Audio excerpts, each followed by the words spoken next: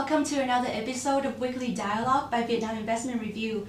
We are thrilled to have a very special guest here today with us to shed some light on the current economic relationship between the United States and Vietnam. But first, allow me to provide our audience with some context. Last year, the Vietnam-US bilateral trade reached a record high of over $138 billion US, which was a significant increase compared to the previous year. This milestone is an indication of how important the US is as Vietnam's second largest trading partner. On the flip side, Vietnam is currently the 8th largest trading partner of the US. In terms of investment, the US is currently one of the top countries investing in Vietnam, with projects totaling over $11 billion in capital. So all of these impressive results would not have been possible without the efforts of the business communities from both countries. So, as part of his current business mission with the USABC to explore new opportunities in Vietnam, our guest here has graciously agreed to join us today at VIR Studio for an exclusive discussion on the new possibilities presented for both countries as a result of this working visit, and also on the USABC current and future projects. Our esteemed guest here is none other than Mr. Ted Osius, a former U.S. Ambassador to Vietnam and President and CEO of the US-ASEAN Business Council. Mr. Ted Osius, thank you so much for taking the time out of your very busy schedule to be here with us today. Lynn, thank you. Yes. Thanks very much for talking with me. How are you today, and how does it feel returning to Vietnam this time? Oh, it's great. You know, I feel like this is quay hung to high for me. Right. So I feel very happy to come home to Hanoi, to come home to Vietnam. And we've been received incredibly warmly while we were here. It's been a very whirlwind week with a lot of high-level meetings and warm reception really in every place we've gone. That's very endearing to hear. So as you mentioned, in the past few days, your working schedule and that of over 50 leading companies from the US have been packed, right, with meetings with different Vietnamese industries and sectors. So this has been the biggest US business delegation to Vietnam ever, with a lot of famous and familiar names such as Boeing, Citibank, Netflix, Coca-Cola, and also other major companies from many different industries, including technology, finance, healthcare, pharmaceuticals, energy. So I think this somewhat has been an affirmation of the deep interest that American companies and investors have for the Vietnamese market. Based on your assessment, is this a sign that we can expect a new wave of investment into Vietnam from the US in the coming time? Well, your assessment is correct. It's a historic mission in that it's the biggest that we've ever seen, but it also comes on the 10th anniversary of the comprehensive partnership between the United States and Vietnam. And we made a lot of progress during those 10 years. And the fact that more than 50 companies are here this week is an indication of strong confidence in what's happening in Vietnam. And strong confidence because Vietnam's growth is so high, more than 8% last year. Its inflation is low. And business sees opportunities in Vietnam. What has been fascinating to me is how much a red carpet has been rolled out for our companies. Now, why is that? I think it's because the leadership of Vietnam wants to show we want to get down to business. We've got a lot to accomplish here. And every meeting we've had has been very concrete in terms of results.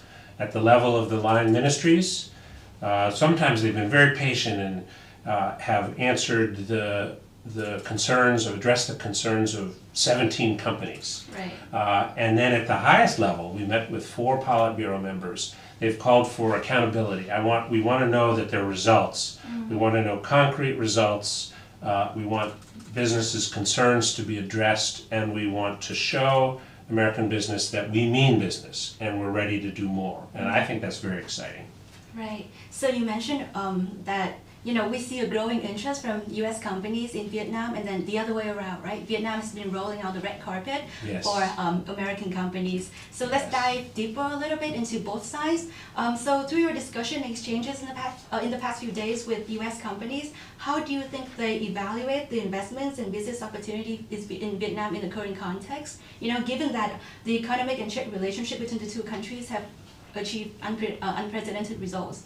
Well, I think they evaluate the opportunities as pretty terrific. You look at what is the global situation. There are parts of the world that may be entering into recession, but this part of the world, Southeast Asia, is a growth center.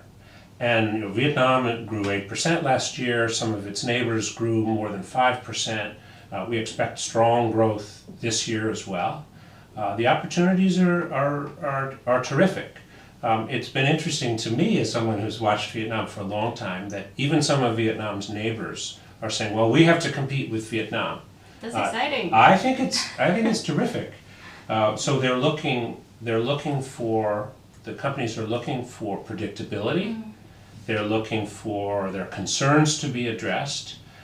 For example, in the area of infrastructure, they want to make sure there's a steady supply of power. So they'd like to see a PDPA issued by the government. They'd like to know what the power plan is going forward. They want to know that their concerns are going to be addressed on the regulatory side. And the message of the government was, yes, we will address your concerns. We'll do it quickly. And we received not only verbal assurances, but here's the point of contact for follow-up. Here's whom you call if you have any problems. And if you have any problems, you can come directly to me, said the minister or said the Politburo member. So I see an enormous growth potential and potential for further deepening of our economic ties. Right, let's dive a little deeper into the last part of your sharing over here. So you said that there are certain expectations from U.S. companies in terms of what Vietnam can do better. Yes. So can you share a little bit about your assessment of Vietnam's commitment, vision, and readiness, for the collaboration, and what can the Vietnamese government do better to prepare, for the coming investments? Well, the vision is pretty clear. We heard in almost every meeting a deep commitment to digital transformation, for example. And when you look at digital transformation, there's a lot still to be worked out on the regulatory side, but we established last year during Prime Minister Pham Minh Chin's visit to Washington, D.C. and to other parts of the United States, an MOU and a framework for fixing problems in the digital space so that our companies can help Vietnam achieve its digital aspirations. And we heard again and again high ambition for the digital economy. It's going to be 20% of GDP going forward. Then it's going to be 30%. I think these ambitious goals are possible. But let's work out the problems. Let's work together on the regulatory environment. This isn't easy, hasn't been worked out, and most countries haven't worked out the rules of the road regarding the digital transformation. The United States hasn't worked it out. So I don't pretend any of this is easy, but we now have a framework that we can use to make sure that the voice of business is heard when decisions are being made. There's, I think, a really powerful vision for the green transformation, for an energy transition in Vietnam. Commitments by the Prime Minister on down for net zero greenhouse gas emissions by 2050. That's ambitious, but it's achievable if you work with the private sector. It's the private sector that will bring the resources that are needed to make that transformation possible. Also, there will be contributions by the G7 through the agreements that they've made with Vietnam, $15.5 billion commitment. But the bulk of the resources will come from the private sector and from private investors. And the ambitions are high. This can be done, but we've got to work together. There's a very strong commitment, I think, to reforming and transforming the healthcare sector in Vietnam. And we had a lot of healthcare companies that are here, that are ready to support those ambitious goals and have the resources to do so. And then in financial services, it'll be important to get it right when it comes to financial services, using the internet for finance, for insurance, and our companies have the resources, and I think Vietnam has the vision for that transformation, and if you marry the two, then it can be accomplished. So I see enormous opportunity. Right, and I think that applies for almost all countries, right? That the private and the public sectors have to work together Yes. in order to make things happen. Yes. But from your point of view, do you think there's any specific challenges or advantages that Vietnam and the U.S. have in doing business together? Well, for one, because Vietnam's #1 export is the United States, that's going to drive investment. And what we've talked about is sometimes that investment doesn't show up immediately as American investment. So you have some very well-known companies that have big investments here that have done so through a third country, through Singapore, through the Netherlands, and it might not immediately show up how much America is committed to Vietnam. But I know the commitment is there. At the strategic level, it's definitely there. And I'm seeing at the commercial level a very clear commitment to Vietnam and confidence in Vietnam and a desire to share Vietnam's ambitions for growth and for development.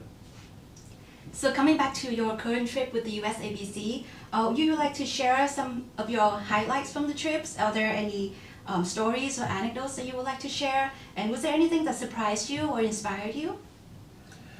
I guess I'm pleasantly, very happily surprised by the fact that we had some really good discussions on security topics. Some of those discussions weren't really possible even when a few years ago when I was ambassador. But it's clear to me that the Vietnamese government has decided to diversify its supply chains, including in the security realm. And that means the United States can be one of the reliable suppliers for Vietnam of what it needs to stay secure and safe in this part of the world. And our companies are ready. And I look at that as an enormous new opportunity in our relationship. We have multiple opportunities. We have opportunities to deepen economic ties across the board in all the fields that you mentioned. But now we have these opportunities to deepen our security partnership. It's already strong, but it can be stronger if we're more interoperable. If some of the equipment that Vietnam uses is compatible with American equipment, then we can be even stronger security partners. And in the kind of the people-to-people realm, there is no limit to what we can do together. So I'm going to see a lot of students while I'm here, I'm happy to say. And when I think of the potential for educational exchange, it's endless. Right. Vietnam is already the 5th largest supplier of students to the United States. And that's after, like Canada, right next to us, and countries with China and India with much bigger populations. Vietnam is right up there and sending a lot of students to the United States, and that means we'll know each other better. So I think this is a wonderful opportunity. Now we have direct flights, which we didn't have before, direct flights between Vietnam and the United States. That means more tourists going back and forth, more family members, more students, more investors, more business people. And so the community in the United States that's interested in Vietnam, including Americans of Vietnamese origin, is more open than ever to opportunities in Vietnam. So what I see is in all those areas, and we spend a lot of time on health collaboration, and what we can do together on sustainable development, protecting the environment. And what I've seen is all of those conversations have deepened, even since the time I was ambassador. And I thought they were pretty good even then, but they've gotten, even the areas of collaboration have gotten stronger in that time. Right. It's really exciting to hear that, changes are happening and there are things that are happening now, good things, that were not there before. So let's talk a little bit about the USABC. Yes. So as a driving force to promote the economic growth and trade relations between the two countries, or the United States and the ASEAN region, right? Can you share some of the USABC's current and future projects and initiatives aiming to encourage economic trade and investment cooperation between the two sides in the coming time? And also focus a little bit on Vietnam. Does the USABC have any recommendations for Vietnam to truly become an investment destination for the US, and for the US to become the #1 investors in Vietnam, right? I believe that this expectation was part of the address from the Minister of Planning and Investment Yes. in a working session with the delegation. Yes, well, again, the opportunities are tremendous. One of the things that's changed is, since I was here, there are actually now a lot of Vietnamese investors in the United States. So it's a two-way street. You look at Vingroup and VinFast USA investments in North Carolina in Right. producing electronic vehicles in the United States. That's a new opportunity. You look at Sovico Holdings and Anfat. They're all investing in the United States. So suddenly the United States can look at Vietnam as a two-way investment partner, and that didn't happen before. I think when we provided our recommendations in each of the meetings, and they're the recommendations of our members, and they're quite specific in some instances. In the financial services area, for example, they wanted to indicate what might be possible for make sure that Vietnamese citizens all have access to health insurance, and that Vietnam has access to the most modern financial mechanisms for financing its development. In each sector, we were able to provide specific recommendations to the government, and it's up to the government to decide what the policies will be. But I think the government will hear our recommendations and make decisions about what to do going forward. We have enormous opportunities this year in particular. The United States is hosting APEC, Asia Pacific Economic Cooperation Forum, and we're hoping to welcome the new president of Vietnam, Va Van Tung, to San Francisco in November. That's an opportunity. Throughout the year, the U.S. and Vietnam will be meeting to discuss the Indo-Pacific Economic Framework. And Vietnam is a central participant in that process and setting the rules of the road for the economy, for most of the world's economy, because an enormous swath of the global economy is represented in the Indo-Pacific Economic Framework discussions. So with each of those discussions, we have chances to come to agreement on what's in our mutual interest. And there are high-level visits in both directions that enable us to synchronize our policies. You've seen an incredible number of high-level visits to Vietnam from the United States. There are more to come, and I think there are more visits to the United States to come.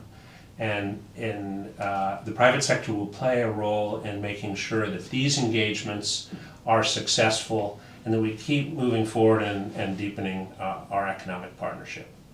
Right. So that's the USABC mission at the higher level, right? How about... We're a bridge. Yes. We're a bridge between the United States and Vietnam and the other countries of ASEAN. Yeah. And we're facilitating much more interaction than existed before.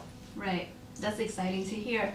How about for you personally, with your extensive and very unique knowledge of both countries, right, and their relationship over the past 30 years, what would be your advice for U.S. investors wanting to invest in Vietnam, and the other way around, right? You mentioned that a lot of Vietnamese now, Yes. Vietnamese companies now are investing in the U.S., and that's something that, hasn't happened before. My advice is very simple. And if you want to succeed in Vietnam, you need to be patient and persistent. And the companies that decide they're going to here for the long haul, and are patient and persistent, they will succeed. And the other element that I think is important is understanding the context in which you work and being respectful of the environment in which you work. If the U.S. companies really take the time to understand Vietnam, the cultural context, the historic context, the condition of labor, they're going to be more successful. And I would say the same for the Vietnamese companies investing in the United States. Take the time to understand our politics. They're noisy, but they're all out there in the open. Easy to see. Understand the cultural context in which they're making their investments.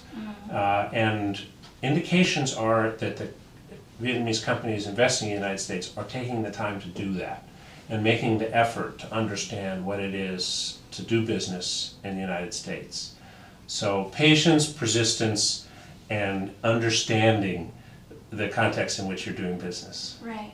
And business missions like this are creating the opportunities for that to happen, right? For Yes. the two sides to understand each other more. Absolutely. And I heard that again and again from our members. Oh, I didn't understand that this was an obstacle before.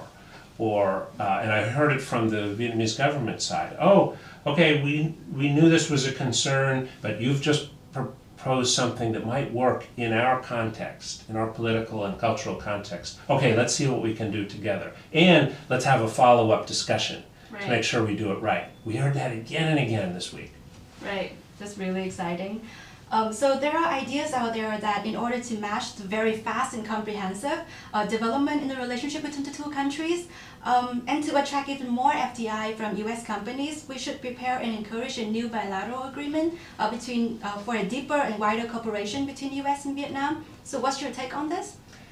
So I'm always interested in what's the substance of any agreement. You know, whatever you call a relationship, what are you actually doing together? And I outlined a little bit earlier that I think we can do more in the economic realm. I think we can do more in the security realm, and the sky's the limit when it comes to people-to-people ties. When you focus on things like health, human health, or the quality of the air that the children of Vietnam breathe, the quality of the water that they drink, then you're getting right down to the people level, the family level.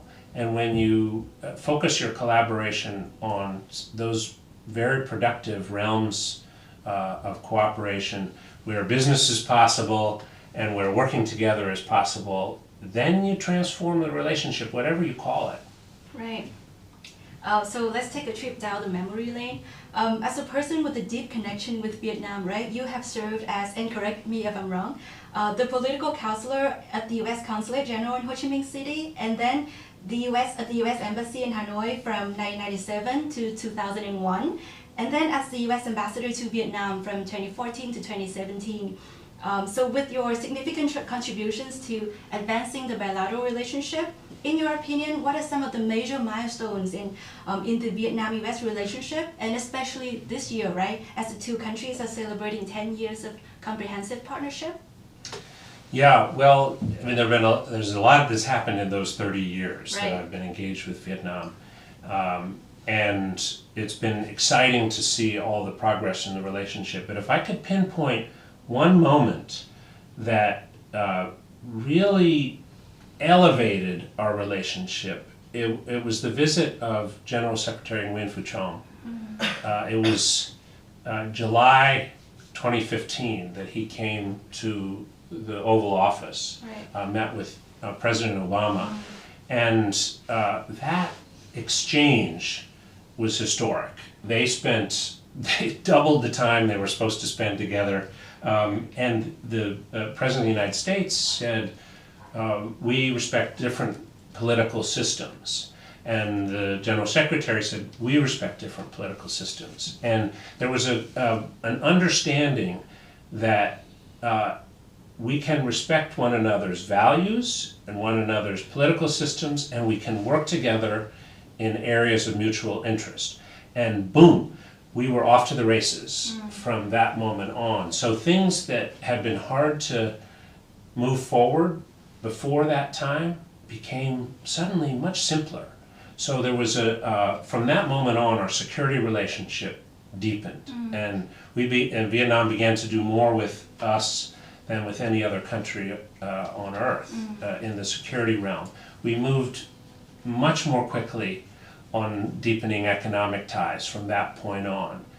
We already had a good understanding in the field of health and health collaboration, but it moved much faster after that point. Even so, recently the United States established its regional center for health cooperation right here in Hanoi. We moved really significantly. We moved forward in the field of education. It was on it was during the visit of the General Secretary that Fulbright University was given its mandate to provide American-style education in Vietnam. And later on, we were able to establish the Peace Corps. But so many things that hadn't been areas of collaboration up to that point became areas of active collaboration between our two countries as a result of that very important visit. So if there's one moment that I think was pivotal, it was when Nguyen Phu Trong sat in the Oval Office and spoke with President Obama. Right, that's really inspiring to hear. I feel like in the end, it all comes down to the people, right? And as long as you can have that personal interaction, you know, especially between like the two people with the power of making decisions, and you know, Yes. with that understanding, things can move forward. And even like with people like you, right? From our conversation, I believe that Vietnam holds a very special place in your heart. Yes, And I that's also for know sure. that you wrote a book titled "Nothing is Impossible: America's Reconciliation with Vietnam," that delivers a very powerful message for the relationship between the two countries that were once enemies, right? Yes. So for those people who haven't had the chance to read the book, can you share some of the messages that you wanted to convey to people from both nations? I would love to. This is the book. I'm proud of it. It tells the stories of the heroes who brought our relationship from one of enmity, two enemies, to a deep friendship. I think at this point we have a deep friendship. And that doesn't happen by accident. It's people who make that happen. The people in Vietnam who took great risks for the relationship, and people in the United States who took great risks for the relationship. It wasn't easy, but I think there's a deep lesson in those stories. It's fairly simple if you think about it. If you are able to show respect to other people, to another culture, another history, another language, if you can show respect, that enables the building of trust. And if you start to build trust, then you can do things together. And that builds more trust and more and more. And that leads to partnership. Right. And I mentioned the visit of the General Secretary. I thought that launched a period of even greater trust. We showed respect. You know, America showed respect, and Vietnam showed respect to us at that time. And I tried the whole time I was ambassador to show my respect, and it's easy. I respect Vietnam's language and history and people and culture. And if you can show that respect, then you get repaid in trust, and you can do things, and you can build partnership. And I think that's the story of this book. Right. So it's a two-way relationship. Yes. Right? Yes. Yes. So I only have one last question. You know, looking forward into the future, with your love for the country and your efforts to promote the comprehensive relationship between the two countries, could you share maybe like your vision of a future Vietnam? What would it be like, and how do you foresee the relationship between the two countries? Well, I see a continual deepening. We've built the foundations, actually more than the foundations. We built a partnership. We built a good, strong partnership, and it rests on people. So what I'd love to see is more people going back and forth between our two countries, more educational exchange, more investors and business people coming here, deepening economic ties, better mutual understanding in both countries. And then that leads to what I mentioned, which is doing things together. So we can work together in the high-tech areas, for example. There's a lot of talent in this country in artificial intelligence.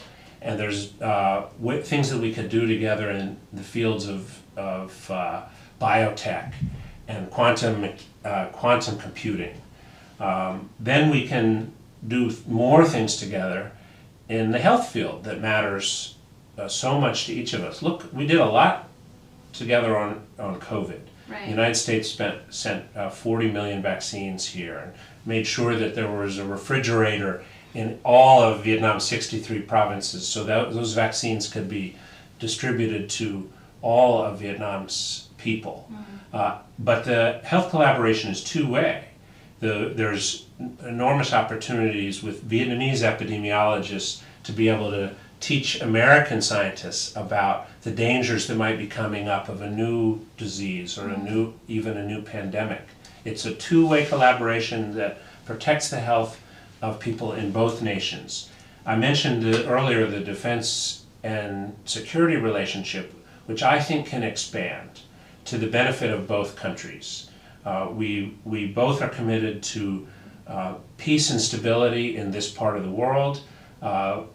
As Vietnam's capabilities increase, the opportunity for even more collaboration with the United States exists. And of course, in trade and investment, where I work now, I think the possibilities are virtually endless. And the fact that we're negotiating the United States is negotiating with Vietnam on the Indo-Pacific Economic Framework is very significant and gives us avenues for coming to mutual understanding about what's best for both countries and for the region and the world when it comes to trade and investment. So my vision is of a partnership that's ever growing, dynamic, expanding, deepening in each of the realms I just mentioned. Thank you so much. So the possibilities are endless. Yes. And it's an ever-growing partnership relationship. And nothing is impossible. If you have trust and respect, nothing is impossible. Yes. Thank you so much. And I feel like that very meaningful note has wrapped up our discussion today. Mr. Ted Osius, it's been a pleasure hosting you today. We've learned that there's a growing interest across all different industries for American businesses to invest in Vietnam, and we're delighted to see that American businesses have confidence in the growth prospect of Vietnam. The presence of Mr. Ted Osius here and the American delegation today is a clear affirmation of that interest. And I think it's, like you mentioned, right, it's only rational to anticipate new ways of investments from US companies in the coming time. And Vietnamese companies and the countries as a whole are fully prepared to welcome American investors who will help upgrade our economy and enhance our national competitiveness, I hope. Yes. So once again, thank you so much, Mr. Ted Osius, for coming onto our show and for the meaningful discussion today. We wish you a lot of health and luck to continue to lead USABC to success. And, thank you, Lynn, and sức khỏe, hạnh phúc và thịnh vượng. Thank you so very much. Thank you. And to our audience, thank you very much for watching, and we look forward to seeing you again in the next episodes of Weekly Dialogue. Thank you and goodbye.